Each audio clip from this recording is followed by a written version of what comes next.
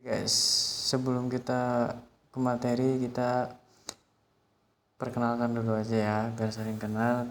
Nama saya Muhammad Fatul Ardi. Saya di sini ingin menjelaskan tentang apa itu database, fungsi database, dan jelaskan tentang MySQL itu apa. Oke, yang pertama, database adalah kumpulan data yang disimpan secara terstruktur di dalam komputer sehingga mudah diakses, dikelola, diperbarui, dan dicari kembali. Contoh sederhananya itu biasanya kita bayangkan mempunyai lemari arsip dan di situ ada data dari setiap orang yang terdiri dari nama, umur, dan asalnya. Data di lemari arsip tersebut itu bisa dicari dengan sangat cepat. Misalnya kita mau cari umur yang 20-an, kita bisa cari dengan cepat, dan berapa jumlah orang yang tinggal di daerah tersebut gitu. Oke. Dan data di lemari arsip itu dapat diubah menjadi sesuai dengan update datanya. Jadi data di lemari arsip bisa diupdate, bisa dihapus, bisa. Kita masuk ke pembahasan berikutnya, yaitu fungsi database. Fungsi database itu ada 5 menurut saya. Yang pertama itu menyimpan data dalam jumlah besar. Yang kedua, memudahkan pencarian data. Yang ketiga, menjaga keamanan data. Yang keempat, mengurangi duplikasi data. Yang kelima, memungkinkan banyak pengguna mengakses data secara bersamaan. Jadi fungsi database itu agar website atau aplikasi yang kita buat dapat menjadi wadah data dalam lingkup yang besar dan memudahkan kita menjaga keamanan data, duplikasi data ya. Dan yang ketiga, saya ingin menjelaskan MySQL itu apa. MySQL adalah sistem manajemen basis data, database management system atau DBMS, yang digunakan untuk menyimpan, mengelola, dan mengambil data secara struktur. MySQL menggunakan bahasa SQL, Structure Query Language, untuk mengelola data di dalam database. MySQL banyak digunakan dalam pengembangan website dan aplikasi karena bersifat cepat, stabil, mudah digunakan, dan tersedia dalam versi gratis open source. Masuk ke direktori SMPP, MySQL, dan bin, terus kita mengetikkan MySQL min root. Sistem MySQL-nya agar kita bisa mengatur database di dalam MySQL-nya. Oke, yang kita show database agar kita melihat apa aja sih database yang sudah kita buat. Jika tidak ada, kita buat database yang kita mau dengan mengetik create database dan nama database yang kalian mau. Di sini DB Hotel. Di situ kita mengecek lagi database-nya apakah sudah dibuat. Kita mengetikkan show database lagi. Itu kita mau menggunakan database yang tadi kita buat dengan mengetik use database yang ingin digunakan. Oke. Jika sudah masuk ke database yang mau kita gunakan, dengan mengetik create table, nama table yang kamu inginkan. Contohnya di sini TB kamar. Dan jangan lupa kita kasih value atau enggak isi atau enggak kolom di dalam tabel itu ya. Ini udah saya siapkan value atau isi di dalam tabel itu.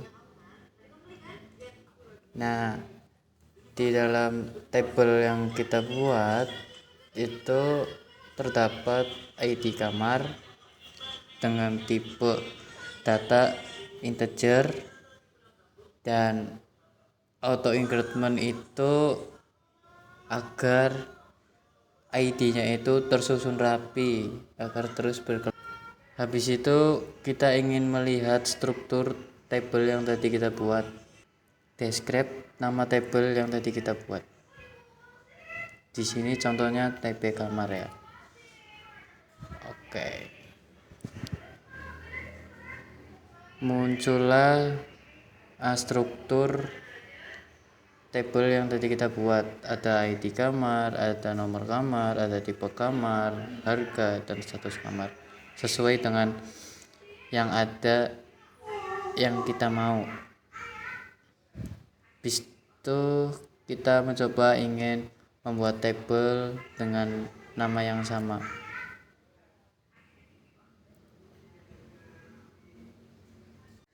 Ternyata kita mau membuat tabel lagi dengan nama yang sama itu tidak bisa, karena setiap tabel harus mempunyai nama-nama yang berbeda-beda. Terus kita akan melihat cara melihat di dalam database itu ada tabel apa aja. Kita mengetikkan show tables dan keluar tabel yang tadi kita buat, yaitu TP kamar. Habis itu kita mau menghapus drop tabel yang tadi kita buat. Oke, dengan mengetikkan drop tabel TP kamar sesuai dengan tabel kamu yang dibuat tadi. Habis itu kita ingin mengecek apakah ada tables atau enggak. Setelah kita hapus tablesnya tadi, ternyata tidak ada. Kita akan mempraktekkan di PHP MyAdmin-nya langsung ya, di webnya langsung. Pertama kita nyalakan exam pp, dua button ini. Habis itu kita ke pencarian, ketik localhost dan pencet di pojok paling kanan yang PHP MyAdmin. Itu cara membuat database-nya di PHP MyAdmin. Tinggal ketikkan TP kamar, karena TP hotel tadi sudah ada, jadi tidak bisa sama karena namanya harus berbeda-beda. Terus kita akan membuat tabel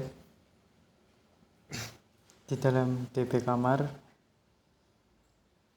Tabelnya TP kamar sama. Kita masukin kolomnya yang pertama yaitu ID kamar,